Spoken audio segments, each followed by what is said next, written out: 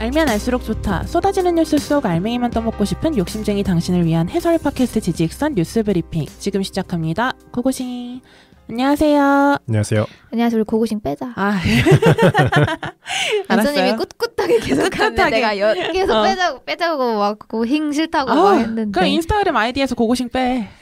그럼 뭐 해? 글쎄. JJYS 팟캐스트 190318 뭐 이런 거 해야 돼? 팟캐스트 어때? 팟캐스트 그냥. 차라리 그게 나을 것 같아. JJYS 팟캐스트. 오케이. 좋다. 아무튼 오늘은요, 이 쏟아지는 신기술 속에서 너무나 제 눈길을 사로잡은 게 있어가지고 한번 소개를 해보려고 하는데요. 바로 생각을 읽는 기술에 대해서 이야기를 해보려고 합니다. 어떤 기술이 있는데 생각을 읽는다. 이 생각을 읽는다라고 하면 제가 예전에 정규방송 발제로 다뤘던 트랜스휴먼 편이 생각나시는 분들도 있을 것 같아요. 와, 오랜만이다. 진짜 옛날 건데 네, 그때 제가 소개해드렸던 거는 트랜스휴먼과 관련된 일론 머스크의 회사 혹시 기억나시나요? 뉴럴링크? 맞아요. 그 뉴럴링크에서 개발을 하고 있었던 건데 이 뉴럴링크에서 만든 기술은 뇌의 피질에 동전만한 모듈을 직접 부착해가지고 신호를 읽는 식이었잖아요. 그 예시가 기억나실지 모르겠는데 그 원숭이 뇌에다가 맞아요. 모듈 부착을 해가지고 그 원숭이가 컴퓨터 화면을 보면서 비디오 게임을 하게 하는 거죠. 그렇죠. 근데 조이스틱은 컴퓨터에 연결이 되어 있지 않은데도 불구하고 게임이 진행이 되는 이런 방식이었죠. 근데 이런 형태의 기술을 브레인 컴퓨터 인터페이스 BCI라고 부르고요. 당연히 뉴럴링크뿐만이 아니라 계속 연구가 이뤄지고 있었겠죠. 근데 얼마 전에 중국 낭카이 대학교 연구진이 또 원숭이를 사용한 BCI 실험에 성공을 했다고 대대적으로 발표를 했어요. 근데 이번엔 뇌에다가 칩을 심은 거는 아니고요. 목에 있는 혈관에. 혈관? 혈관에 스탠드를 삽입을 하고 거기다 칩을 넣었대요. 근데 이걸 가지고도 또 원숭이가 의도하는 대로 움직일 수 있게 한 건데 뭘 움직이냐? 로봇 팔. 그래서 원숭이가 자기 먹이를 들고 있는 로봇의 팔이 자기한테 가까이 오게끔 조종할 수 있는 그런 실험을 성공했다. 하고 발표를 했습니다. 약간 의수 같은 걸 움직이게끔 했다와 비슷한 느낌이네요. 그런 뉘앙스인 거죠. 그래서 이런 비슷한 형식의 연구 결과가 처음 발표된 거는 아닌데 이 케이스 같은 경우에는 이제 뇌에다가 붙이는 게 아니라 혈관에다가 붙였다라고 해서 신체적인 위험을 조금 감수를 덜 해도 될 것 같다. 이 정도면 조금 더 안전하지 않을까 하는 방법이기 때문에 이 부분에서 조금 의미가 있다라고 주목을 받았고요. 또 지난 3월에 호주 시드니 공과대학교 연구팀이 또 발표를 한 게 있어요. 이거랑 결이 좀 비슷하긴 한데 여기는 칩 이식도 안 해요. 아예 뭐 칩이 들어가지도 않아. 이 굉장히 정교한 센서가 들어있는 헤드셋을 착용을 해요. 헤드셋? 근데 이게 약간 헤드랜턴처럼 생긴 거야. 진짜 뭐 귀에다 덮는 이런 형태는 아니고 머리 뒤에 센서가 자리를 하는 거죠. 칩을 이식을 하는 게 아니라 뭐 이런 형태의 헤드셋을 착용한 상태에서 생각하는 걸로 사족 보행하는 로봇을 움직이게끔 하는 그런 기술이 발표가 됐다고 해요. 이거는 이제 원숭이 대상은 아니고 사람 대상으로 했고요. 이게 작동하는 원리는 이 사용자가 이 헤드셋을 착용하게 되면 눈 앞에 8개의 사각형이 표시가 된대요. 그 사각형이 각각 이제 다른 명령을 가지고 있는데 사용자가 특정 사각형에 딱 집중을 하면 그 센서가 신호를 읽어요. 그래서 그 신호에 따라서 연결되어 있는 로봇이 움직인다라는 거죠. 눈동자가 굉장히 바빠야겠는데. 그래서 이건 시각으로 움직이는 거 아니야? 라고 생각하실 수도 있는데 결과적으로는 어쨌든 뇌의 신호를 읽어서 연결이 되어 있는 로봇이 움직이는 거니까 뇌파를 읽는 게 맞기는 해요. 그렇죠. 그러니까 그 눈동자를 트래킹하는 게 아니라 눈동자는 맞아요. 일종의 인터페이스고 그렇게 움직였을 때 뇌파를 읽어서 이제 그 기계가 움직인다. 네, 맞아요. 그래서 이런 기술들이 좀 더 발전을 하게 되면 우리가 특별한 조작 없이 생각하는 대로 로봇을 조종하면서 강도 높은 육체 노동을 할 수도 있을 것 같기도 하고 좀 거동이 불편한 분들은 신체랑 연결된 로봇을 의도대로 움직이면서 활동을 할 수도 있겠죠. 근데 오늘 진짜 소개를 하고 싶었던 거는 여기서 더 한참 나아가요. 네. 지금까지 말씀드린 기술은 뇌파를 읽어서 물리적인 움직임을 만들어내는 거였잖아요. 근데 이게 아니라 진짜로 생각을 읽을 수 있는 실험 성공 사례가 생겼거든요. 네. 이 기술이 시멘틱 디코더 라고 부른대요. 시멘틱 디코더. 그러니까 우리말로 하면 뭐 의미 해독기. 이 정도로 해석을 할 수 있을 것 같은데 네. 이 완전히 그 사람에 대한 데이터가 제로 베이스인 상태에서 생각을 읽는 정도 그 정도는 아니고요. 네. 일단 좀 빡세게 사전 준비를 해야 돼요. 이 실험 참가자들한테 16시간 동안 팟캐스트를 들려주면서 뇌를 스캔을 했대요. 아, 그러니까 뭘 듣고 어떻게 상호작용할 때 뇌파가 어떻게 움직이는지 어떤 단어를 들을 때 어떤 스토리를 들을 때 뇌파가 어떻게 움직이는지에 대해서 스캔을 먼저 한 거죠. 16시간 동안 팟캐스트를 계속 들은 거야. 대단하다. 그래서 그 각 참가자가 특정 단어나 문장을 들었을 때 어떻게 반응하는지 확인을 하고 그 주제나 단어에 대해서 뇌의 활동 변화를 분류하는 지도를 먼저 만드는 게 우선이라고 해요. 그래서 이렇게 방대한 양의 데이터베이스를 만들고 난 이후에 그 실험 참가자들한테 새로운 이야기를 들려주면 이 해독기가 참가자의 뇌파를 읽고 참가자들이 듣고 있는 내용에 대한 글을 출력한다는 거예요. 그러니까 신기하다. 예를 들어서 이런 거죠.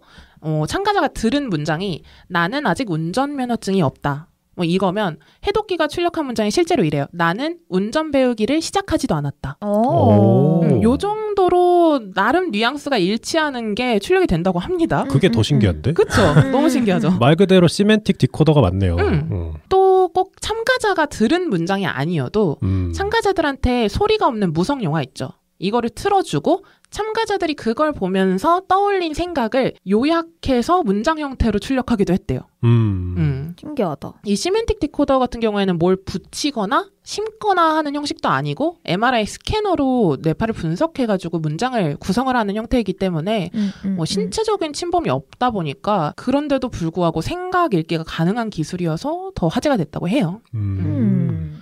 또 이 기술은 이제 들은 거에 대한 생각을 문자로 표현을 한 거잖아요. 네.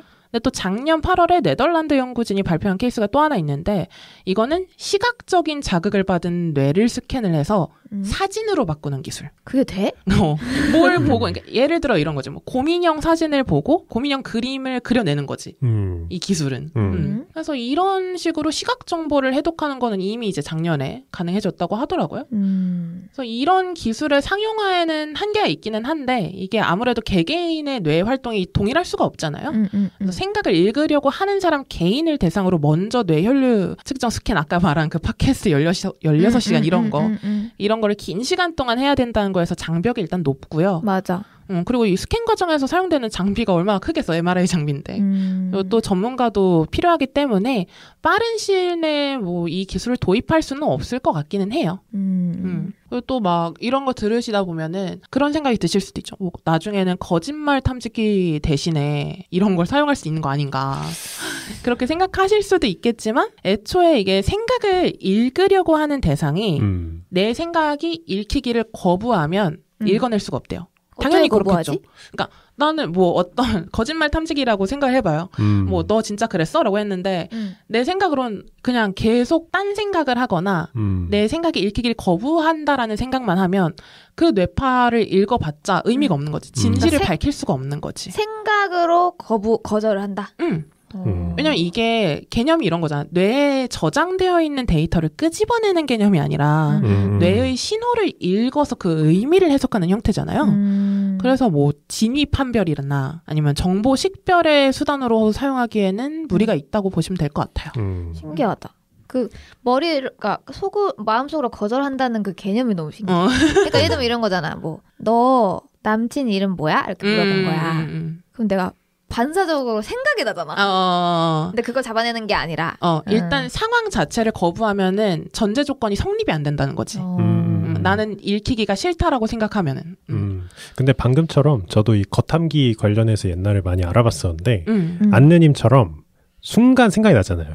사실 그게 영화 인셉션 뭐 이런 걸 통해서 뭐 그런 거잖아요. 뇌는 하지 말라는 걸 생각할 수 없고 뭐 그런 거 있잖아요. 끼리는 생각하지 마 이런 거. 그렇죠, 그렇죠. 근데 그 겉함기는 좀 더 이거에 비하면 얕은 수준의, 그러니까 거짓말인지 아닌지 동요하는지 동요하지 않는지를 알아내는 거잖아요. 근데 안느님 같은 케이스는 걸릴 수 있어요. 순간 떠올랐잖아요. 그러니까. 근데 그걸 안 걸리게 하는 훈련 방법 중에 하나가 아예 그 질문을 안 듣는 거래요. 그냥 아예 처음부터 딴 생각을 하는 거예요. 그러면 애초에 그런 반사적인 그런 신경의 변화도 오지 않기 때문에 아무 그 겉함기는 그걸 잡을 수가 없다고 해요. 그러니까 고도로 훈련된 사람은 잡을 수 없다고 하더라고요. 그런 일말의 가능성 때문에 뭔가 법적으로도 강제성이나 그런 그쵸. 증거의 효력이 강한 편도 아닌 거고 비슷하게 이것도 이제 전파가 뇌에서 나오는 걸 잡는 거다 보니까 비슷하게 뭐 다 씌워놨어. 자 시작할게요 이랬는데 혼자서 딴 생각하고 있어. 그럼 뭐 아무 의미 없는 거죠. 그렇죠. 뭐 그리고 이게 뉘앙스를 읽는 거지 완전히 의미를 다 판단을 할 수가 없기 때문에 뭐 예를 들어서 뭐 그녀가 차에서 내렸어요라는 문장을 내가 생각을 했지만 뭐 그녀가 차에서 뛰어내렸어요 뭐 이런 식으로 나올 수도 있는 거고 이게 아다르고 어다르기 때문에 그 법적으로 판단하는 수단으로는 활용을 못 한다고 하더라고요. 하여간 이게 잘 발전만 되면 이게 훗날에는 식물인간 상태인 분들과의 소통 뭐 그런 거나 그분들의 창작 활동 이런 것도 가능해질 수도 있으니까 아니면 정말 아까 얘기한 것처럼 내 뇌 속의 을지만으로 을수가 이제 좀 자연스럽게 그쵸. 움직인다든지 아니면 그냥 정상인 사람도 팔을 2개 더 달고 다닌다든지 뭐 그럴 수도 있겠지. 뭐 이런 방면으로는 누군가한테는 굉장히 희망적인 소식이 될 수도 있을 것 같고요. 오늘 들으시면서 영화로만 볼 것 같던 기술이 여기까지 왔구나 하는 정도로 받아들여 주시면 좋을 것 같습니다. 그럼 오늘 브리핑 여기서 마무리하겠습니다. 들어주셔서 감사합니다. 감사합니다.